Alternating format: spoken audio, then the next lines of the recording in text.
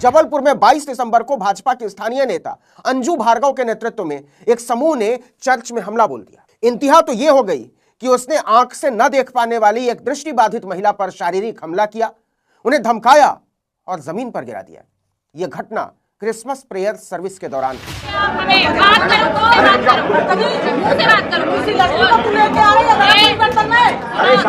जगहों पर जो भी क्रिसमस मना रहा है, उसको लेकर जो उत्सव अलग अलग जगहों पर मनाया जा रहा है, उसमें विरोध प्रदर्शन करने वालों की तादाद बजरंग दल के लोगों के जरिए जो हमले हो रहे हैं वो लगातार बढ़ते चले जा रहे। और ये बीते 6-7 दिनों में जिस तरीके से बढ़े हैं, उसने अंतर्राष्ट्रीय तौर पर यह मैसेज दिया कि भारत के भीतर हिंदू एक्सट्रीमिज्म इस हद तक बढ़ गया है कि वह क्रिसमस त्योहार भी मनाने अब देश के भीतर नहीं देगा। और इस तस्वीर के दूसरी तरफ गिरजाघर में फादर के आगे गिड़गिड़ाते गुरुदेव के छुछुंदर जैसे सीकिया लौंडे औरतों को छेड़ते घूम रहे हैं, बच्चियों को धमकाते घूम रहे हैं, अपनी मां की उम्र की महिलाओं से पूछ रहे हैं कि विस्तार से बताओ बच्चा कैसे पैदा होता है। Why baby? Why baby? हमारा जीसस क्राइस्ट जवाब दे भाई, जवाब दे। सबके सामने पूछ रहा हूं इसको। मदर मैरी, जीसस क्राइस्ट को पैदा करने वाला मदर मैरी कैसे प्रेग्नेंट हुई थी बताओ। I am waiting. नहीं है फिर भी बोल रहा हूं भैया, जीसस क्राइस्ट कैसे पैदा हुआ था बताओ। पवित्र आत्मा के द्वारा। दुनिया के तमाम बड़े अखबारों में यह रिपोर्ट छपने लगी, ये तस्वीरें चलने लगी। जबलपुर में ही गेरुआ आतंकवादियों के एक समूह ने एक और चर्च पर हमला किया था। कुर्सियां फेंकी, म्यूजिक इंस्ट्रूमेंट तोड़ डाले और फादर को धमकाया कि सारे क्रिसमस डेकोरेशन हटा दो।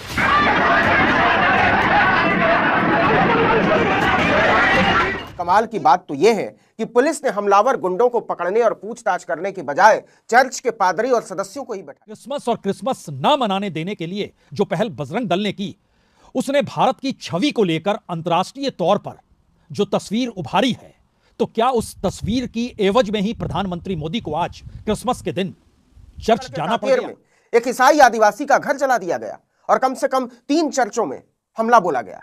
हमलावरों ने क्रिसमस प्रेयर मीटिंग्स में हंगामा किया और फादर पर ही मुकदमा दर्ज करने की धमकी दी।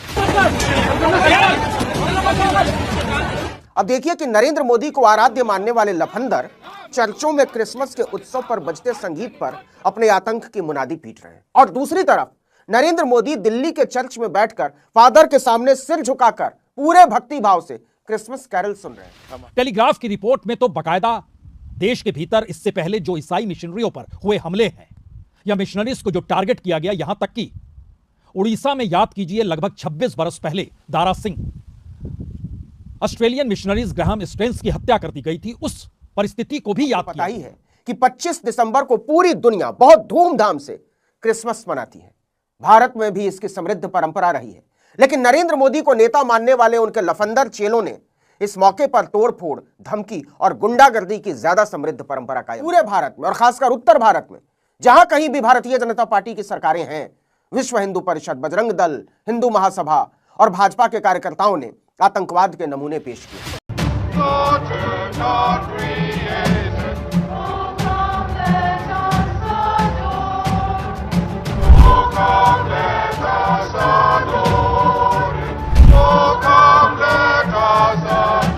मतलब ये कमाल है, गेरुआ टोली के गुरुदेव तो गिरजाघर में घूम घूमकर फादर के आगे सिर झुकाकर आशीर्वाद ले रहे हैं।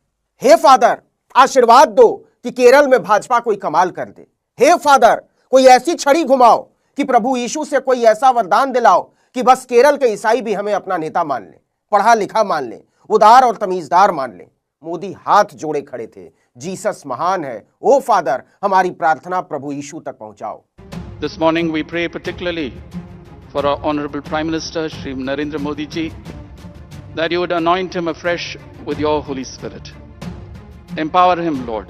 और इस तस्वीर के दूसरी तरफ गिरजाघर में फादर के आगे गिड़गिड़ाते गुरुदेव के छुछुंदर जैसे सीकिया लौंडे औरतों को छेड़ते घूम रहे हैं, बच्चियों को धमकाते घूम रहे हैं, अपनी मां की उम्र की महिलाओं से पूछ रहे हैं कि विस्तार से बताओ बच्चा कैसे पैदा होता है।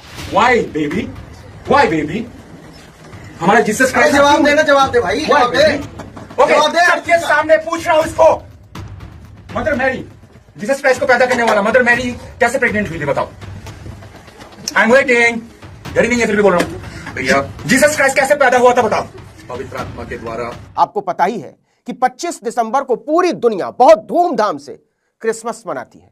भारत में भी इसकी समृद्ध परंपरा रही है, लेकिन नरेंद्र मोदी को नेता मानने वाले उनके लफंदर चेलों ने इस मौके पर तोड़फोड़, धमकी और गुंडागर्दी की ज्यादा समृद्ध परंपरा कायम कर दी है। पूरे भारत में और खासकर उत्तर भारत में जहां कहीं भी भारतीय जनता पार्टी की सरकारें हैं, विश्व हिंदू परिषद, बजरंग दल, हिंदू महासभा और भाजपा के कार्यकर्ताओं ने आतंकवाद के नमूने पेश किए।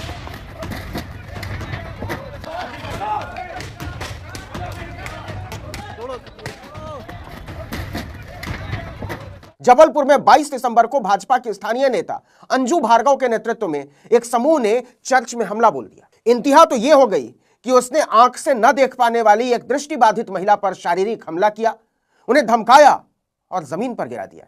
यह घटना क्रिसमस प्रेयर सर्विस के दौरान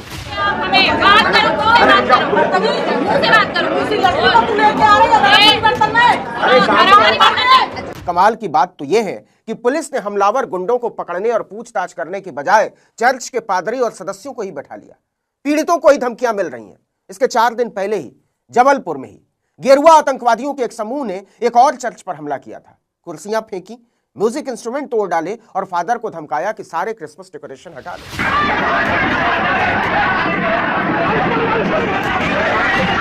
छत्तीसगढ़ के कांकेर में एक ईसाई आदिवासी का घर जला दिया गया और कम से कम 3 चर्चों में हमला बोला गया। हमलावरों ने क्रिसमस प्रेयर मीटिंग्स में हंगामा किया और फादर पर ही मुकदमा दर्ज करने की धमकी दी।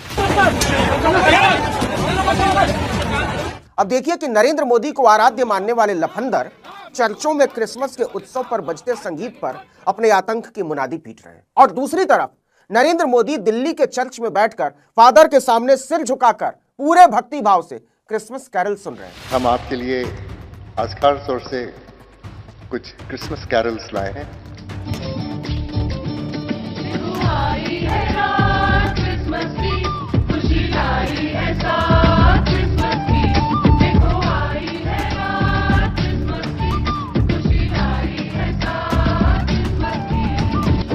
हिलती हुई अंगुलियां देखी आपने। अब यह तो नहीं पता कि चर्च में बैठकर फादर के सामने सिर झुकाकर बैठे नरेंद्र मोदी क्रिसमस कैरल पर झूमने की एक्टिंग कर रहे थे या वो सचमुच में झूम रहे थे, लेकिन कैमरा पर्सन ने माहौल ऐसा ही बनाने की कोशिश की।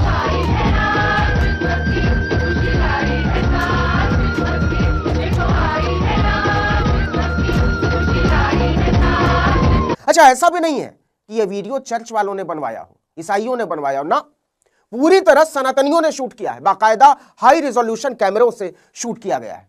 डायरेक्टर, प्रोड्यूसर, एक्टर और डिजाइनर सब नरेंद्र मोदी, और इसे अपने सोशल मीडिया अकाउंट पर शेयर भी खुद प्रधानमंत्री ने ही किया है। आप ये भी नहीं कह सकते कि धोखे से प्रभु यीशु के अनुयायियों ने शूट करके डाल दिया।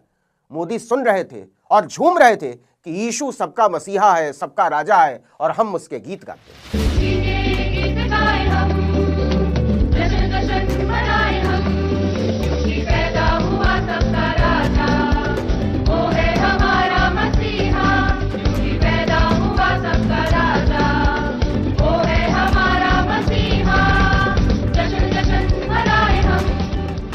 इस तस्वीर को ध्यान से देख लीजिए और देख लें नरेंद्र मोदी को नेता मानने वाले, चर्चों पर हमला बोलने वाले, औरतों से बदसलूकी करने वाले, बाजारों में छोटे छोटे बच्चों को धमकाने वाले गेरुआ गमछा ओढ़े छुछुंदर और लफंदर। मोदी सुन रहे थे कि यीशु परमात्मा का इकलौता और सबसे महान पुत्र है जो हमें बचाने के लिए और हमें हमारे पापों से मुक्त कराने के लिए धरती पर जन्मे। We give you thanks for the gift of your only son Jesus, who came as a savior to save us from our sins, to give us a hope, the hope of life here in this world, life abundant and life eternal in the world to come. अब एक तरफ Narendra Modi father के सामने सिर झुकाए church में विनीत भाव से वोट की भिक्षा मांग रहे थे, और दूसरी तरफ उड़ीसा में सड़क के किनारे कड़कड़ाती हुई ठंड में सेंटा की टोपियां और ड्रेस बेचने वाले गरीब लोगों को धमका रहा था एक हिंदूवादी भेड़िया। तो किसी को पूछ के बेचा इधर, कहीं से भी आके बैठ जाओगे? अरे ये नहीं बेच सकते आप, ये जगन्नाथ देश है, जगन्नाथ चलेगा, ये सब नहीं चलेगा इधर। इसको तुरंत भर्ती करो, भागो। ऐसे भेड़िए कहते हैं कि भारत एक हिंदू राष्ट्र है और हम आपको जगन्नाथ की धरती पर क्रिसमस के उत्सव से जुड़ी चीजें नहीं बेचने देंगे। इसी तरह की घटनाएं रायपुर और छत्तीसगढ़ के दूसरे इलाकों में सामने आई। क्रिसमस डेकोरेशन को ध्वस्त कर दिया गया, प्रार्थना सभाओं में आतंक मचाया गया, लेकिन एक भी मामले में किसी भी राज्य में न तो हमलावरों पर कोई मुकदमा हुआ और न ही कोई गिरफ्तारी हुई। यह कैसे माना जा सकता है कि यह सरकार की मंजूरी या सरपरस्ती के बिना मुमकिन है। के सामने पूछ रहा हूं इसको, मदर मैरी जीसस क्राइस्ट को पैदा करने वाला मदर मैरी कैसे प्रेग्नेंट हुई थी बताओ। I am waiting. Narendra Modi इतने उदार हो गए हैं या फिर उदारता का ढोंग कर रहे हैं, यह तो वो जाने, लेकिन वो वोट के लिए कुछ भी कर सकते हैं। एक तस्वीर दिखाते हैं आप। एक बार वो पोप के गले पड़ गए थे। क्रिश्चियन कम्युनिटी के साथ तो मेरा संबंध कोई नया नहीं है, बहुत पुराना बड़ा आत्मीय नाता रहा है और बड़े वार्म रिलेशंस रहे हैं। क्या गजब का ड्रामा चल रहा है कि मोदी फादर और पोप से आशीर्वाद मांगते घूम रहे हैं।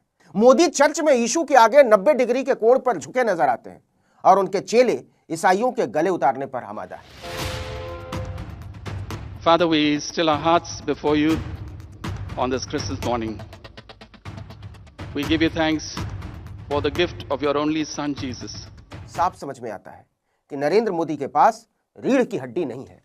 अगर होती तो वो सीधे तन कर खड़े होते, उन औरतों, बच्चों और बुजुर्गों की दहशत से भरी आंखों से नजरें मिलाते और कहते कि मेरे नाम पर आतंक का कारखाना चलाने वाले सारे दहशतगर्दों को जेल में डाला जाएगा, हम इसे बर्दाश्त नहीं करेंगे, आपकी हिफाजत की गारंटी मेरी है। लेकिन नरेंद्र मोदी ऐसा नहीं करते, वो कर ही नहीं सकते, क्योंकि वो जानते हैं कि असल में वो एक कायर प्रधानमंत्री हैं और जो खुद डरा हुआ हो वो जनता को सुरक्षा की गारंटी का वादा कर ही नहीं सकता।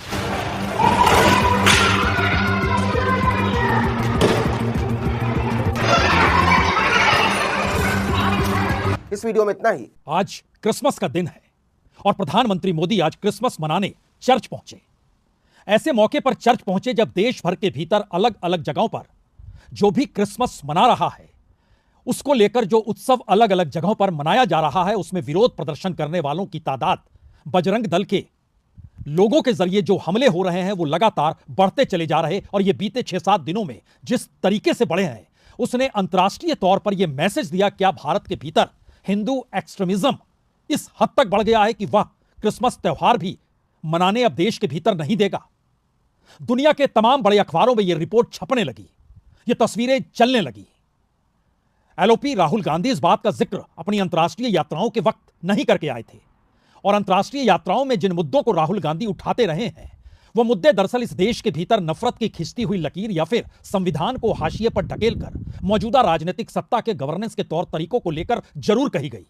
लेकिन क्रिसमस और क्रिसमस न मनाने देने के लिए जो पहल बजरंग दल ने की, उसने भारत की छवि को लेकर अंतर्राष्ट्रीय तौर पर जो तस्वीर उभारी है, तो क्या उस तस्वीर की एवज में ही प्रधानमंत्री मोदी को आज क्रिसमस के दिन चर्च जाना पड़ गया? टेलीग्राफ की रिपोर्ट में तो बाकायदा देश के भीतर इससे पहले जो ईसाई मिशनरियों पर हुए हमले हैं या मिशनरीज को जो टारगेट किया गया, यहां तक कि उड़ीसा में याद कीजिए लगभग 26 बरस पहले Dara Singh, Australian missionaries Graham strains की हत्या कर दी गई थी, उस परिस्थिति को भी याद किया गया। और यह सवाल लगातार बड़ा हुआ कि बीते 26 वर्षों के बाद क्या एक नई परिस्थिति अब भारत में कानूनी रूप से इस तरीके के विरोध को जगह दे रही है, यानी सरकार की क्या सहमति है और इस देश के भीतर क्रिसमस नहीं मनाया जा सकता है? टेलीग्राफ की इस रिपोर्ट की पहले हेडलाइन देख लीजिए।